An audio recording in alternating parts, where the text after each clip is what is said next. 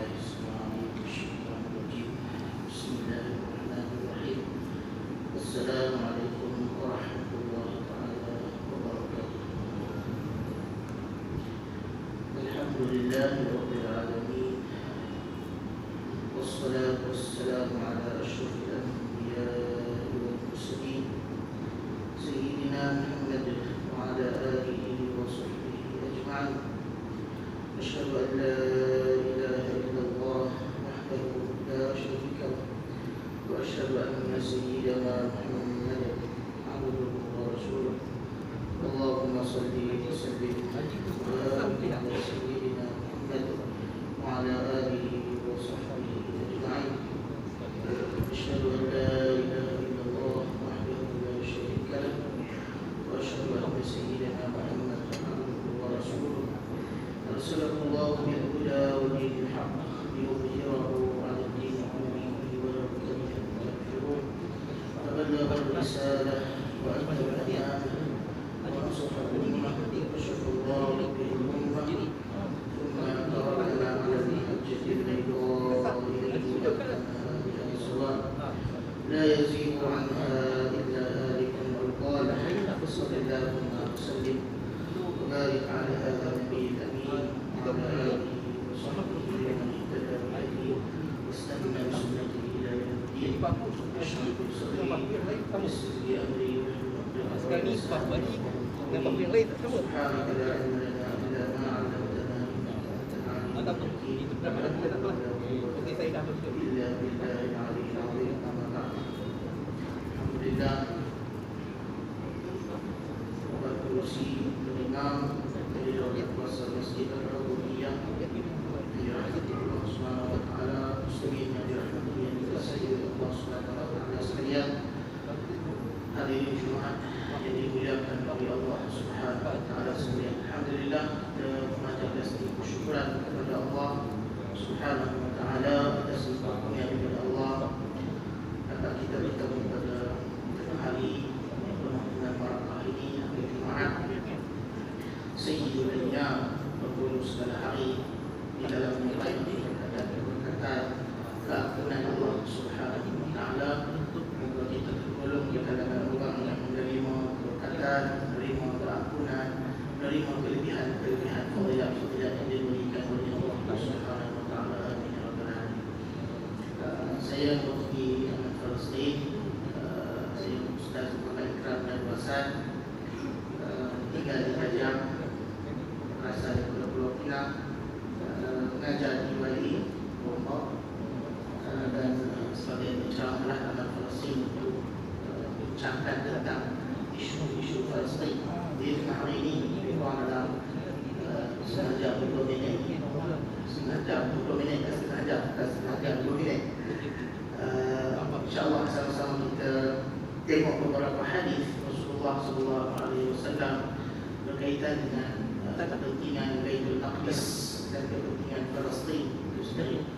Jadi tuan-tuan dirahmati Allah Subhanahu wa taala, sebelum saya kita membincangkan tentang kepentingan Baitul Maqdis ini, sudi saya maklumkan bahawasanya dan saya ingatkan bahawasanya isu Palestin ini dah lama kan, isu Palestin. Kadang-kadang lama-lama yang membuatkan kita lupa tentang isu yang sebenarnya.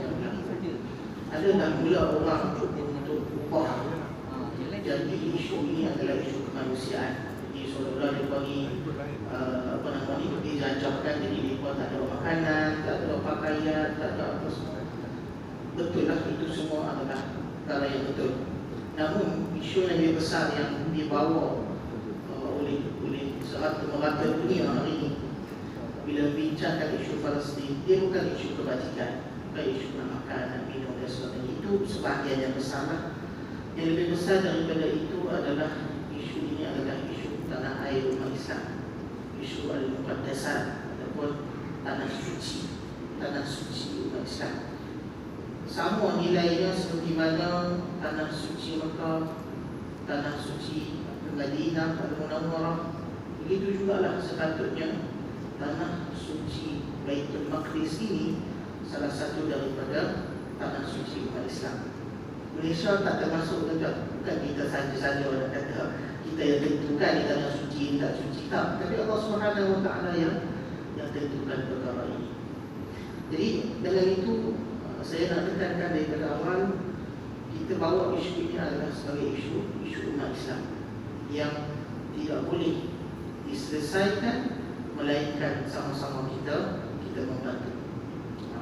Jadi sebab itu saya nak sebut beberapa hadis yang menunjukkan kenapa saya sebut isu ini adalah isu umat Islam, bukan sahaja isu kebajikan.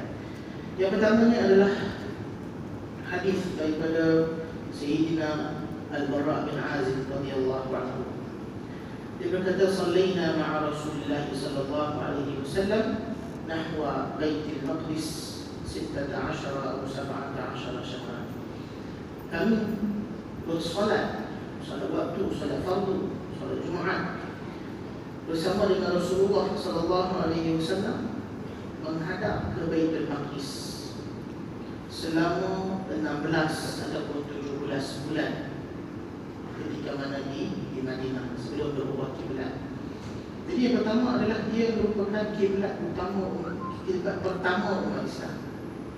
Kiblat pertama umat Islam, yang mana tuan tempat yang pernah disembah oleh Allah Ta'ala sejak beribu-ribu tahun dan bukan zaman Rasulullah ni kan, Masjid Aqsa. Allah Ta'ala di masjid yang di solat, disembah Allah Ta'ala di situ sejak zaman Nabi-Nabi dahulu lagi. Jadi dekat sini adalah kiblat pertama kita. Jadi Rasulullah SAW, sedangkan Kaabah kalau ikutkan lebih aula lah, lebih patutlah mereka berarah menghadapkan kiblat ke arah Kaabah di Mekah. Namun Allah Ta'ala arahkan Nabi SAW untuk menghadap Baitul Maqdis. Terbesarnya nilai Baitul Maqdis itu di sisi umat Islam. Yang keduanya adalah masjid yang kedua yang dibina atas muka bumi. Hadis sahih yang diriwayatkan oleh Imam Al-Bukhari daripada Sayyidina Abu Dzar radhiyallahu anhu. Dia berkata, "Sa'altu Rasulullah sallallahu alaihi wasallam, ayyu masjidin wudi'a fil ardi awwala?" Masjid manakah yang diletak atau dibina atas muka bumi yang pertama sekali? Qala al-Masjidil Haram. Bagi Rasulullah SAW menjawab, Masjidil Haram lah. Baitullah Al-Ka'bah itulah yang pertama. Sebab itu dalam surah Ali Imran Allah Ta'ala berfirman, "Inna awwala baitin wudi'a lin-nasi alladhi bi Bakkah mubarakan wa hudan lil alamin." Sesungguhnya rumah pertama yang dibina atas muka bumi ini adalah bi Bakkah mubarakan. Bi Bakkah itu Mekah lah. Mubarakan yang diberkati, wa hudan lil alamin. Dalam hadis ini dikatakan ini yang pertama. Lalu Abu Dzar tanya lagi, "Qultu thumma ay?" Aku tanya kepada Rasulullah, lepas daripada Baitul Maqdis, lepas daripada Baitullah yang Haram, Kaabah, yang kedua di mana dibina? Qala al-Masjidil Aqsa. Masjid Aqsa itu yang kedua dibina atas muka bumi. Selepas Kaabah, tempat itulah yang Allah Ta'ala pilih untuk para Nabi dan para Rasul yang berada di kawasan itu ketika itu. Sebelum Nabi Muhammad SAW lagi beribadah menyembah Allah Ta'ala di situ. Kita bayangkan contoh kalau tentang masjid kita ni dah, Masjid Al-Qudiyah ni, dengan kufur berapa lama dah masjid ni? 40 tahun lebih. Kan ini beribu-ribu tahun Masjid Aqsa. Tempat itulah orang salat, tempat itulah orang berzikir, tempat itulah orang menyembah Allah Subhanahu Wa Taala. Beribu-ribu tahun Nabi dahulu. Namun hari ini dijajah, dirampas. Seolah-olah menyatakan kita masjid ni diubah, dia tak boleh nak solat. Nak masuk solat tak boleh, dihalang. Sedangkan kita untuk solat di sini dah berapa lama kan? 40 tahun, 50 tahun. Jadi dirampas, diambil, dijajah oleh orang Yahudi. Begitu juga zaman sebelum sebelum dijajah ini, Islam ataupun Baitul Maqdis ni pernah dijajah oleh tentera salib selepas daripada huru-hara yang berlaku pada kerajaan Islam Utsmaniyah. lalu dijajah kerajaan Islam Abbasiyah, lalu dijajah sementara oleh tentera Salib, lalu dibebaskan semula. Lebih kurang 90 tahun. 90 tahun itu dijajah oleh tentera Salib, tak dibenarkan lauk azan langsung. Dan ini kurang-kurangnya boleh dah dibenarkan azan dan sebagainya. Dan walaupun dihadkan tak boleh masuk minggu ni, tiba-tiba tak boleh solat dan sebagainya, ada yang benar, ada yang tak benar. Tapi masa 90 tahun itu lagi teruk sebelum dikembalikan semula oleh Salahuddin Al-Ayyubi. 90 tahun tak dibenarkan azan. Maksudnya tak dibenarkan solat apa semua lah. Masjid kita diguna oleh orang Kristian untuk jadi tukar jadi gereja. Qultu kam bainahuma, Abu Dhar tanya lagi pada Rasulullah, beza jarak antara Baitullahil Haram dengan Masjid Aqsa ni berapa lama? Dia kata qala 40 sana, hanya 40 tahun lepas daripada Kaabah dibinanya Masjid Aqsa. Yang ketiga tuan-tuan, hadis Rasulullah SAW bersabda dalam Sahih Bukhari dan Muslim, diriwayatkan oleh Abu Hurairah radhiyallahu anhu. Qala Rasulullah sallallahu alaihi wasallam, Nabi sallallahu alaihi wasallam bersabda, la tashuddu rihal illa ila thalathati masajid. Janganlah kamu bersusah payah bermusafir melainkan ketiga buah masjid. Hadis ini masyhur kan, satu orang baca kan, iaitu Masjidil Haram, Masjidil Rasul dan juga wal Masjidil Aqsa. Namun saya nak zoom dekat Nabi SAW bersabda, jangan kamu bersusah payah musafir. Apa maksud dia? Kata ulama, maksud dia adalah kalau nak bermusafir, nak menghalak ke tempat itu, pastikan sampai. Sediakan bekalan yang cukup supaya kita pergi itu, kalau boleh, jangan tersangkut tengah jalan. Jawab tu bila ada syukur rihal tu, jangan bersusah payah musafir. Sedia siap-siap makanannya dengan mungkin ada tentera yang kawal supaya boleh sampai ke tempat itu. Maksudnya kita lah nak pergi haji, pergi umrah dan sedia semua kan. Hadis Nabi SAW arahkan begitu. Memang kita nak pergi haji umrah, mesti bawa bekalan yang cukup supaya kita tak sangkut tengah jalan, supaya tak jadi apa-apa tengah jalan. Begitu juga lah ke Masjid Aqsa. Nak pergi, pasti dah sampai. Jangan tersangkut di tengah jalan. Maksudnya besarlah nilai ini. Dan Rasulullah SAW galakkan untuk kita pergi ke sana. Perjalanan ke mungkin dekat dunia ni kita pergi melancong apa semua, boleh jadi ibadah, boleh jadi tak ibadah. Ikut niat kan, kita melancong pergi Indonesia, pergi Turki, boleh dah kalau niat nak tengok apa nama ni, boleh jadi ibadah. Tapi ketiga tempat ini confirm dia jadi ibadah. Ketiga tempat ni kalau pergi, dia confirm ibadah. Ada orang pergi umrah, niat tak umrah ibadah. Kalau boleh masuk Mekah tu dia mesti masuk dengan ihram. Dan mesti masuk dengan ihram. Tak boleh masuk tanpa ihram.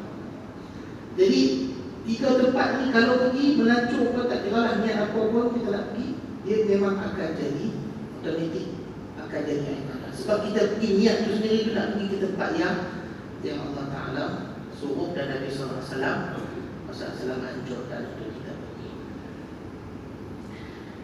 Yang seterusnya tuan-tuan, Masjid Aqsa ini kepentingan dia diungkapkan oleh Allah Subhanahu Wa Taala dan difirmankan dalam Al-Quran dan surah Al-Isra.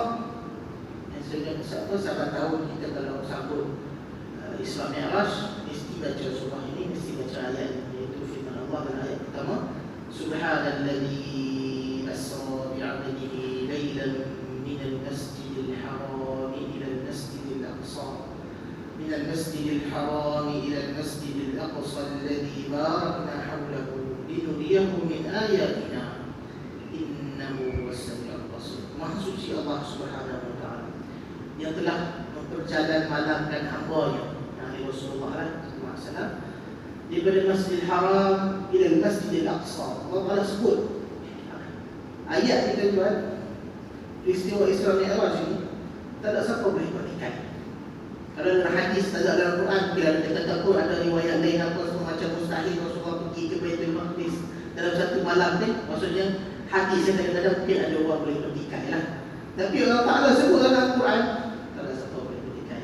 Dan habis lah, tak ada siapa muncul kata takut hutan. Dia kata subhanallah, maksud Allah yang telah berjalan ke hamba-Nya. Ila Masjidil Haram, sebut ni jelas ni, daripada Masjidil Haram ila Masjidil Aqsa, kepada ke Masjidil Aqsa. La haula wala quwwata illa billah. Jadi kenapa ulama kata kenapa Allah Taala bawa pergi ke Masjidil Aqsa dahulu? Kenapa tak terus pergi ke Sidratul Muntaha ataupun naik ke langit pertama, kedua dan sebagainya? Kenapa kena singgah ke Masjidil Aqsa? Kata ulama, itu dilihat melalui apa yang baginda buat di sana. Iaitu bila Rasulullah sampai, Rasulullah antara yang aktiviti dia kat situ, iaitu diarahkan untuk jadi imam kan solat. Belakang ni sampai kepada para Nabi dan Rasul, diturunkan khusus untuk solat di belakang Rasulullah SAW. Kata ulama, itu menunjukkan bahawasanya perpindahan amanah daripada Baitul Maqdis ini dahulu dijaga, dipelihara oleh umat terdahulu, oleh para nabi terdahulu, lalu dipindahkan kepada Rasulullah SAW dan kepada umat dia. Ini Baitul Maqdis ni hampa punya. Ini hampa punya dan kamu kena jaga, wahai Muhammad dan juga umat Nabi Muhammad.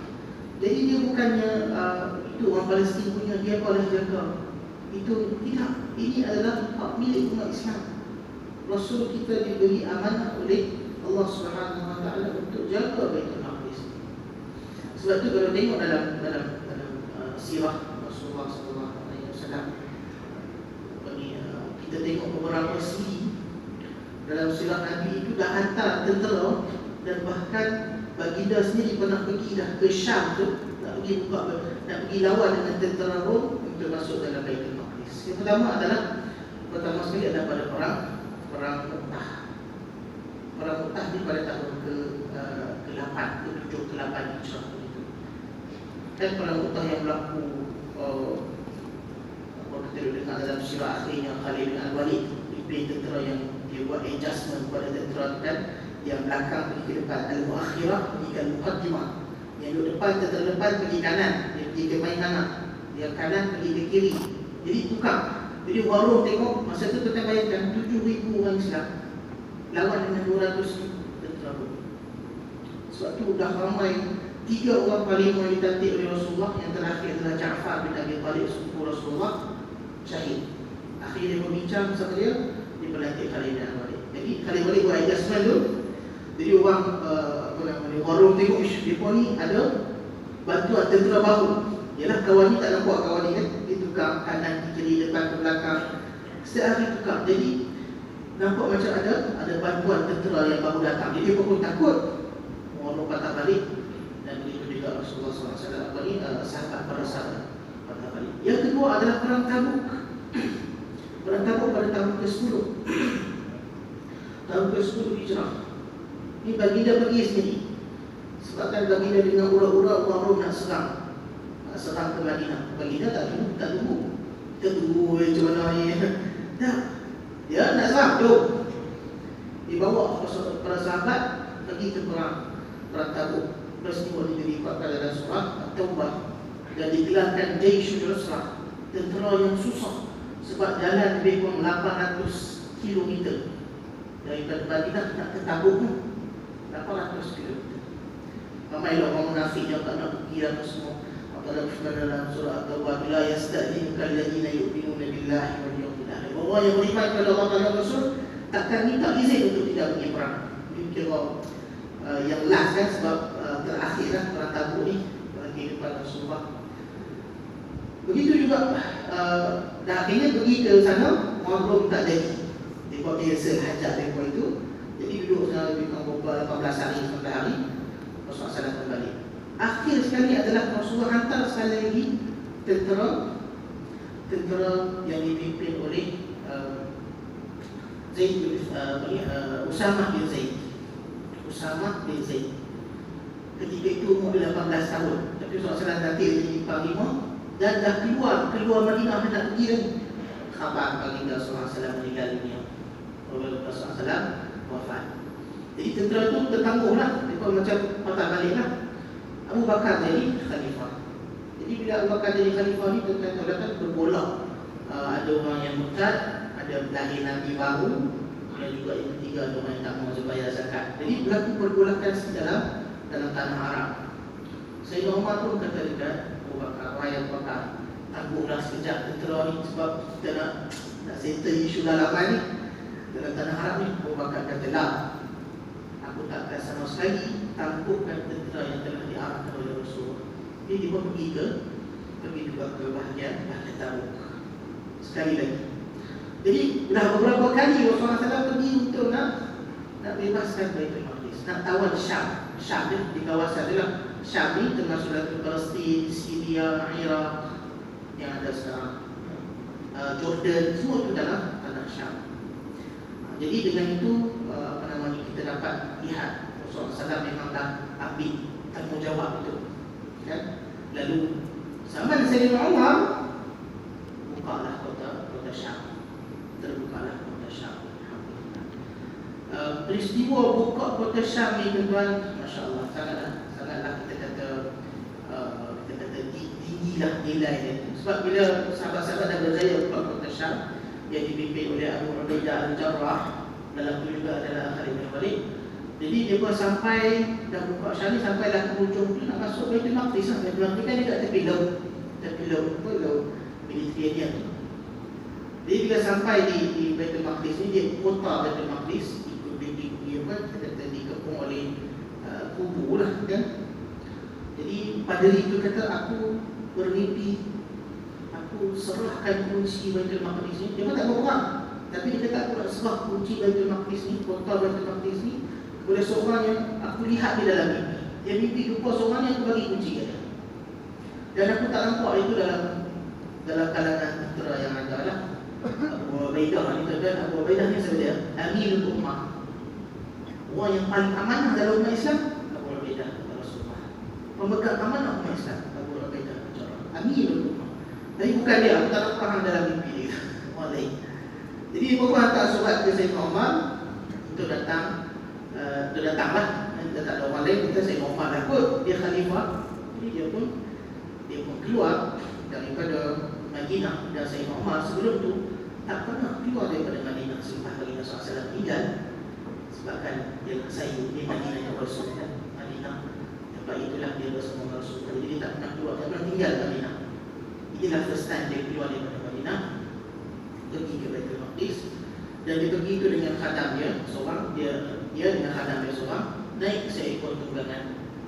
Boleh, naik seekor tunggangan, bukan tak naik 2 ekor. Jadi Sayyidina Umar itu dah sifat dia tak mau ada isu di akhirat. Yang ada disusahkan dunia, tapi tak mau ada isu di akhirat. Jadi naik seekor tunggangan, silih gantilah dia dengan khadam dia. Sampai di tempat, khadam dia di atas. Sampai di tempat, dia di atas. Perjalanan lebih kurang 1000 kilo daripada Madinah tu sampai ke Baitul Maqdis tu lebih kurang 1000 kilo.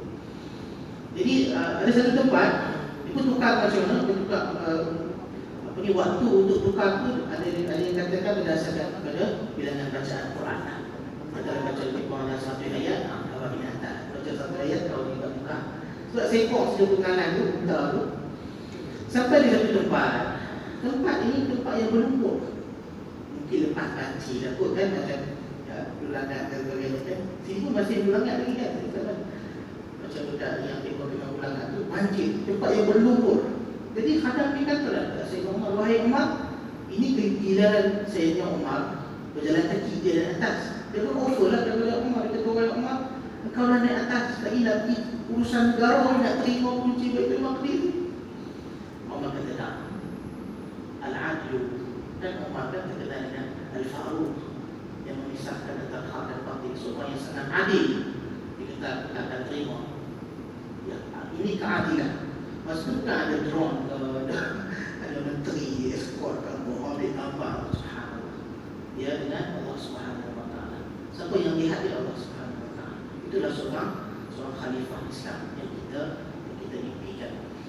Jadi dia kata tak, ini turn kamu di atas, turn aku jalan kaki. Randuk selut ke, randuklah selut. Masa orang tahu masih saya orang pilih. Randuk selut pun randuklah. Yang penting ini hak. Maka dia pun dah. Kadang-kadang habislah selut baju dia apa sebagainya. Kat situ zaman dulu bukan ada air macam kita kan, boleh nak pergi basuh singgah satu mandi yang bersuka pakaian, tak tahu. Jadi sampai di Baitul Maqdis tuan, dengan keadaan itulah, keadaan berselutnya, keadaan yang ialah kusut masainya, dah beberapa hari perjalanan dan sebagainya, lebih kuranglah sebulan lebih lah. Sampai-sampai pada lihat tadi ni kita untuk kurang dia yang nampak ada mimpi. Orang ni lah yang nampak ada mimpi dalam keadaan kusut masainya, dalam keadaan yang apa ni, baju yang berlumut lah orang kotor, yang kotor ini, orang inilah yang nak melihat dia. Maka dengan itu dia menserahkan kunci Baitul Maqdis, kunci kota Baitul Maqdis kepada Sayyidina Umar, dan Sayyidina Umar radhiyallahu anhu masuk ke Baitul Maqdis. Itu maksudnya lebih tahu, dan pada ketika itu pada tahun ke-15 Hijrah. Maksudnya 5 tahun dia selepas baginda SAW wafat. 5 tahun sahaja dah dia dah berjaya kawal kota Baitul Maqdis yang dijajah sebelum itu oleh orang Rom beberapa lama. Jadi selepas itu, saya disebut tadi lah kan, pada tahun pada zaman pemerintahan Khilafah Bani Abbasiyah dijajah oleh tentera Salib. Namun Salahuddin Al-Ayyubi ampas balik selepas 90 tahun.